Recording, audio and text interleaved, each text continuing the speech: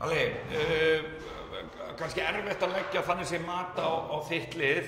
Alltaf Kanan, það vantar Ísabellu, en ertu ekki bara mjög ánægður með liðið hérna í kvöld? Þið gefið Njarðvík hörkuleik í lokin. Ég er ekki ánægður með að tapa þessu leik. Ég er alltaf að koma inn að vinna þetta. Ég er sáttur með seinni hálfleikinn en mjög óánægður með fyrri hálfleikinn.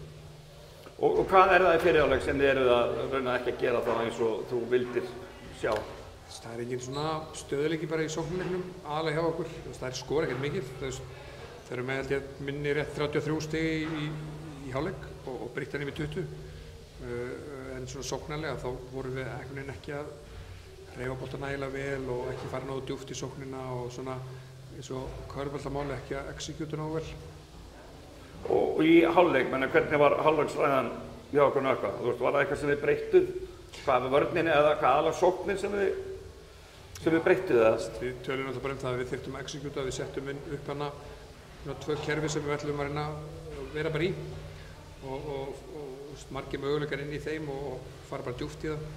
Svo varnarlega þurftum við náttúrulega aðeins að einbeita okkur meira á Brittany og reyna að stoppa hana og hægja á henni. Og bara svona gameplan í hálfleik bara gekk vel upp. Við executum betur og hún skoraði bara einhver 11 stig eða eitthvað í seinni hálfleik. En hvað vantar í lokin? Þetta er hvað, 2 stig? Já, gamli góða bara töffarskapurinn. Bara Njarðvík svona, var sterkar á svellinu og stóð sér betur.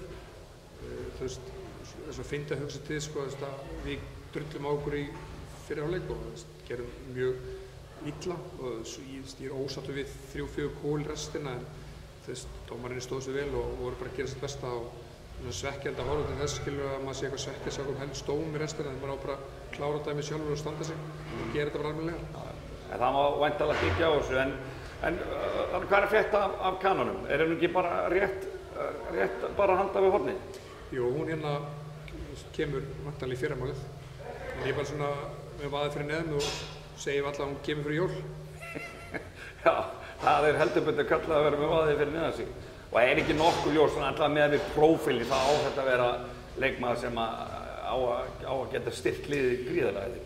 Jú, þessir prófílnir hafa verið mjög góður sem hafa oft komið ykkar en ég geta raskat þannig að við kemum bara ljós hvað hún getur. Hún er alltaf lítið vel út og hérna gott að tala af hana og hérna vonandi bara kemur hún yngur og sýnir hvað hún getur. Já, og vonandi fellur inn í hópinn líka, er það ekki kannski svona jafn stórt atrið, svona spurningamerki? Já, mjög mikilvægt.